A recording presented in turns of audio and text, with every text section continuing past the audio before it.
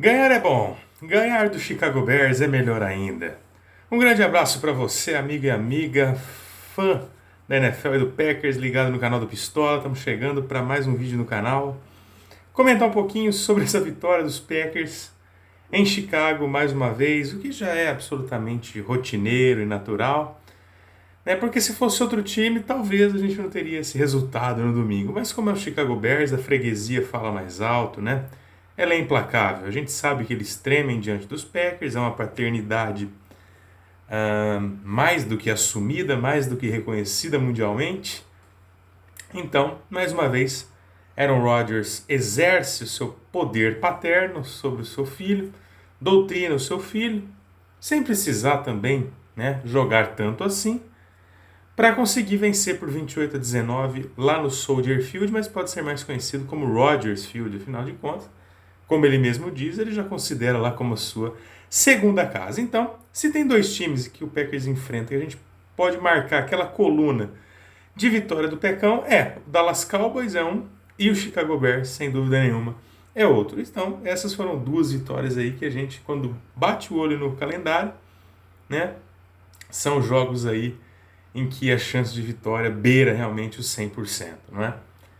E domingo não foi diferente, embora não tenha sido um jogo tão fácil assim, e também o Packers não tenha jogado tão bem assim, mas venceu porque a fragilidade de Chicago é muito grande, né? O que eles tinham de pontos positivos até algumas temporadas atrás era o setor defensivo, que eles simplesmente abriram mão, né, do material que eles tinham, né, nessa unidade, negociaram todos, né, Khalil Mack, Robert Quinn, e com isso, né, o que eles já tinham, que não era muito, que era uma defesa mais sólida, agora eles também não têm mais. Portanto, o Chicago Bears abraçou aí um processo de reconstrução e o resultado está aí. A equipe já está eliminada, sem chance nenhuma de playoffs, depois da pá de cal que nós jogamos neles no domingo. Né? Então acho que o Packers se aproveitou dessa imensa fragilidade que o Chicago Bears tem em vários dos setores da sua equipe. Né?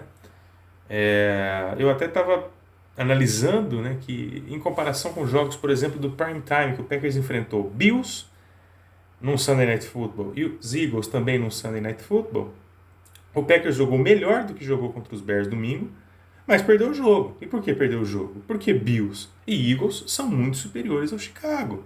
Né? E se você relembrar o jogo de domingo, Chicago teve chances de ganhar o jogo. Então eu acho que, no fim das contas, essa vitória dos Packers passou mais por deméritos do Chicago Bears, por falhas do Chicago Bears, do que propriamente por méritos do Green Bay Packers. Né?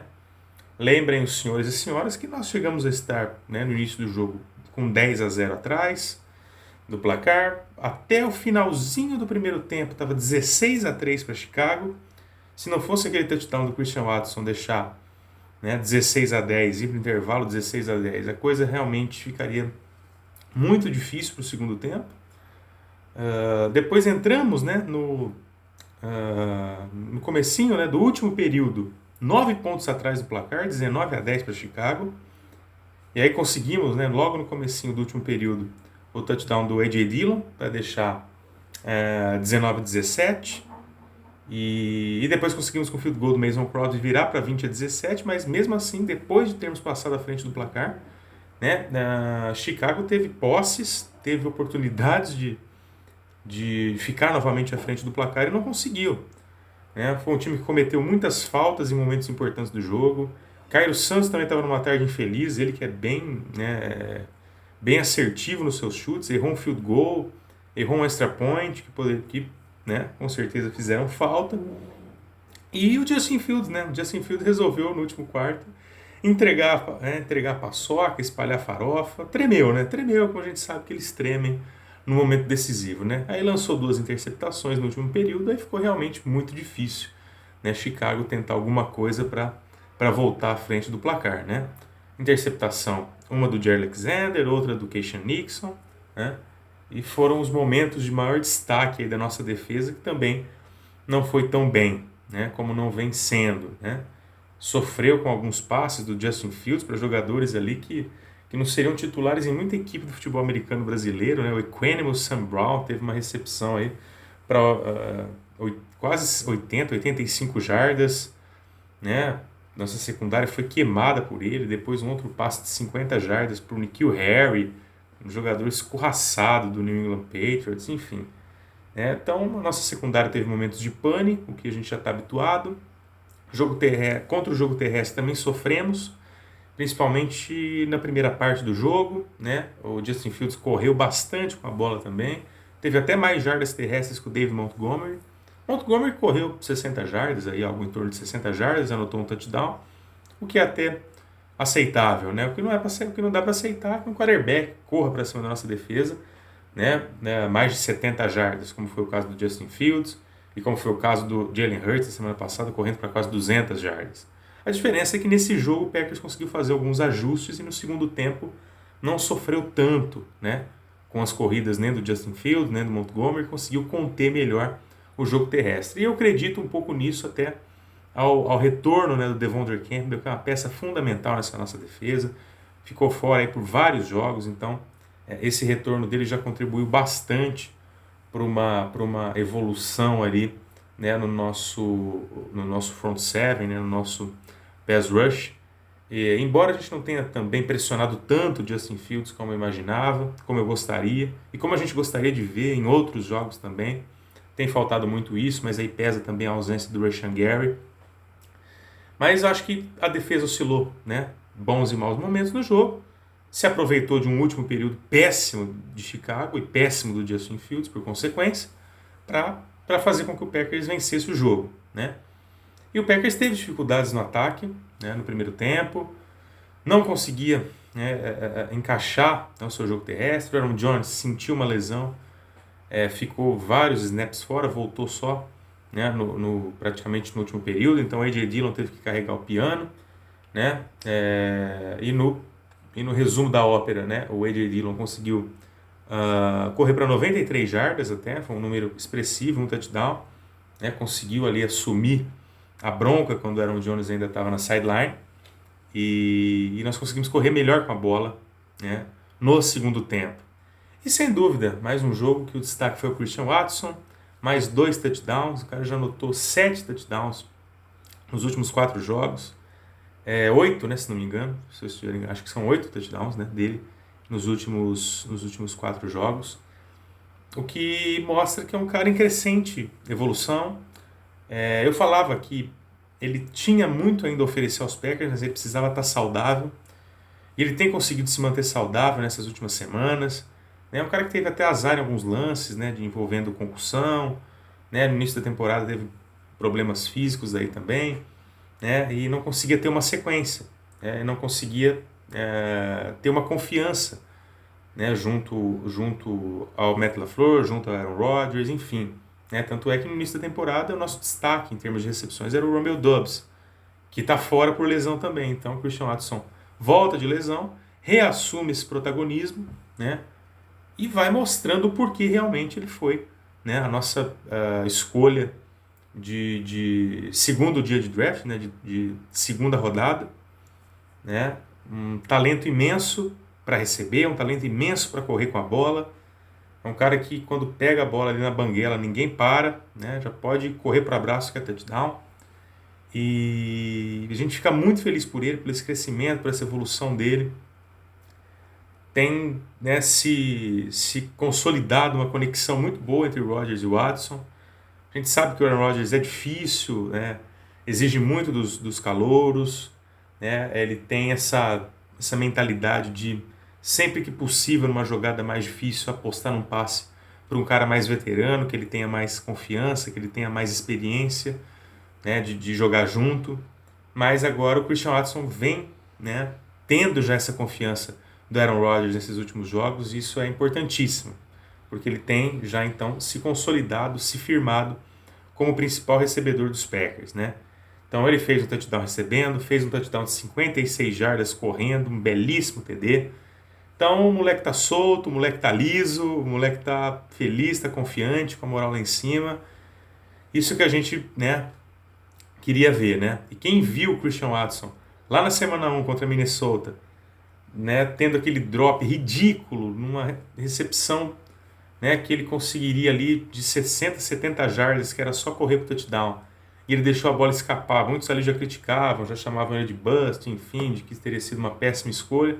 Então, quem viu aquele garoto na semana 1, sofrendo aquele drop, né, e saindo ali, né, com a cara no chão naquele jogo, depois daquela falha clamorosa, construiu o que ele construiu nessas últimas 4 semanas, prova que o garoto realmente tem muita resiliência, tem muita paciência e soube dar a volta por cima, né? Depois de um início de temporada difícil, com erros técnicos, é verdade, é um calouro ainda, e com problemas físicos, mas felizmente, superados esses problemas físicos e essas questões técnicas, ele já se desenvolveu, evoluiu muito nessas 13 semanas de temporada regular e tem muito mais ainda a crescer e oferecer. Então, o que a gente reza e torce para que ele siga saudável, que ele vai produzir muito ainda com a camisa dos Packers e ainda vai nos dar muitas alegrias. Então, galera, como eu falei, o Packers fez jogos melhores na temporada e acabou perdendo. Esse jogo contra o Chicago não foi tão bom, mas acabou vencendo muito pelas falhas de Chicago, principalmente no último período. E o Packers soube se aproveitar disso e capitalizar, né, esses erros grotescos, né, e essas limitações diversas que o time, o elenco, né, do Chicago Bears tem, né? E evidente que é uma vitória que ainda nos mantém uma luzinha no fim do túnel, um fio de esperança. Sabemos que o caminho é muito difícil, pensando em playoffs, a gente tem que ser muito realista. Temos 4 jogos pela frente: Los Angeles Rams, Minnesota Vikings, Detroit Lions e Miami Dolphins, não necessariamente nessa ordem, né? E assim, né, olhando do ponto de vista bem realista, sem vestir a camisa, analisando o que o Packers vem jogando essa temporada, eu acredito que a gente tenha chances concretas, reais, de vencer 2 jogos. Seriam contra o Los Angeles Rams, que está absolutamente entregue, num ano de ressaca pós-Super Bowl, uma vergonha, né, com o elenco, né, com o time que os Rams têm, nem sequer passar perto de uma pós-temporada. E esse jogo em Lambeau Field, acho que o Packers tem a obrigação de vencer. E o Detroit Lions, né? Porque a gente fez um jogo terrível contra os Lions no primeiro encontro. E os Lions é uma equipe que permite muitos pontos, cede muitos pontos. Então, se o ataque dos Packers funcionar minimamente, acho que a gente tem condição de vencer os Lions também. Agora, temos que reconhecer que Minnesota Vikings e Miami Dolphins estão em outro patamar, né? Relativamente bem acima dos Packers hoje. Embora os Vikings não venham jogando tão bem assim, mas têm vencido. E o Miami Dolphins, né, tem um elenco fortíssimo essa temporada. E ainda mais que vamos enfrentá-los em Miami, então vai ser um desafio tremendo. É lógico que o Packers pode se superar e buscar vencer esses 4 confrontos. É possível, mas a gente tem que ser realista e desenhar um cenário de que 2 vitórias são possíveis, né, e mais prováveis. Contra Minnesota e contra os Dolphins, eu acho que são vitórias improváveis, mas não impossíveis. Pode acontecer. O que a gente tem em mente é que o Packers não pode mais perder nenhum jogo para tentar uma vaguinha de pós-temporada com a campanha 9-8, porque a temporada passada tiveram times, né, que passaram para a pós-temporada com campanha 9-8, caso do Saints, se não me engano. Então, é uma situação que não depende só dos Packers. O Packers tem que tentar vencer os 4 jogos que tem pela frente e ainda torcer por combinações. Tem vários times aí na briga, na NFC, né, que a gente vai precisar secar, né, para ter essa possibilidade. Então, é um quadro muito delicado, muito difícil, que, sinceramente, eu não me permito sonhar, mas estamos aí, né? Estamos acompanhando a distância, né? Se surgir uma brecha, o Packers fizer por merecer, quem sabe, né? Seria realmente um grande milagre, seria o maior run the table, né, da história do Green Bay Packers, muito mais significativo do que aqueles outros que a gente já tem registrados aí na história, inclusive sob a gestão Aaron Rodgers, né? Mas agora estamos em modo bye, né? Essa semana estamos de folga, não precisaremos dormir tarde no domingo nem na quinta, mas dormiremos tarde na segunda-feira do dia 19 de dezembro, que é quando nos reencontraremos com o Green Bay Packers em Lambeau Field contra os Los Angeles Rams. Como disse, obrigação de vitória. Os Rams estão absolutamente, né, destruídos essa temporada, em todos os sentidos. O ataque é uma vergonha, né, ainda mais depois que o Cooper Kupp se lesionou. Matthew Stafford, então, né, jogando o nível Detroit Lions mesmo, né, nível baixíssimo, se machucando muito também. Defesa nem sombra daquela que aterrorizava todo mundo na temporada passada. Então os Packers têm a missão de vencer, fazer 6-8 e ainda se permitir sonhar, né, ainda que ligeiramente, nos 3 últimos jogos, onde vamos enfrentar 2 rivais de divisão e um potencial time que, na minha visão, pode brigar até por uma conferência americana, que é o Miami Dolphins, né? Então, enquanto a vida, a esperança, e nós temos que aí, né, acreditar, mesmo que a possibilidade continue sendo muito remota. Então, é isso, galera. Foi um jogo relativamente difícil, né? O Packers soube aproveitar dos erros do Chicago Bears e, como eu falei, a freguesia fala mais alto, eles tremem para os Packers, seja em Lambeau Field, seja no Soldier Field. Aaron Rodgers segue mandando, seguirá sendo dono do Chicago Bears, provavelmente no ano que vem também, porque já estão aí, né, já começam a pipocar informações de que o Packers conta com o Aaron Rodgers para o ano que vem, ele está nos planos dos Packers, afinal de contas tem contrato, então o Rodgers só vai sair se quiser ir para outro time, ou se quiser se aposentar. Então, mas é lógico que a gente espera o Aaron Rodgers no ano que vem, né, temporada que vem, numa situação de que ele se aproxime do seu ápice técnico e físico, né, coisa que a gente não viu essa temporada e dificilmente vai ver nas últimas 4 semanas. Então é isso aí, minha rapaziada. Aliás, falar também nesse jogo uma coisa que eu queria falar de outros jogos, né? O desempenho do nosso time de especialistas. A gente bateu tanto, né, nas últimas temporadas que a gente não tinha um time de especialistas. O Packers foi lá, trouxe o Rich Bisaccia, né, um cara realmente, né, especialista nessa área. E ele conseguiu, cara, consertar, assim, melhorar para mim uns 70% desse time de especialistas dos Packers. Hoje a gente tem um retornador mais confiável. O Keisean Nixon, já falei, é bom jogador. É muito bom jogador. Precisa ser lapidado para evitar alguns drops, algumas falhas. Mas é muito bom jogador. Nesse jogo também teve bons retornos. Teve também a interceptação. E para quem via um time de especialistas dos Packers que só entregava paçoca, só era um fumble atrás do outro, viu um cara que hoje consegue, na maioria das campanhas, correr 40, 50 jardas, já é um feito incrível. Então a gente tem que realmente aplaudir o trabalho do Bisaccia, né, e a escolha dos Packers, que foi uma escolha acertada, e a gente conseguiu evoluir bastante o nosso time de especialistas. Já não somos os piores, estamos longe disso, então acho que já sendo um time de especialistas ali de meio de tabela, já é um bom começo e tende a melhorar ainda mais, acredito eu, para a temporada que vem. É isso aí, rapaziada. Então vamos curtir a nossa bye, aproveitar então esse momento de Copa do Mundo ainda, fase final, mata-mata, e vamos acompanhar os outros jogos da NFL, né? A distância de camarote, secar aqueles que precisam ser secados para a gente ainda ter alguma chancezinha de playoff, e voltaremos a nos falar na próxima semana, depois do jogo do dia 19, Monday Night Football contra o Los Angeles Rams. Um grande abraço a todos, até lá, Go Pack Go!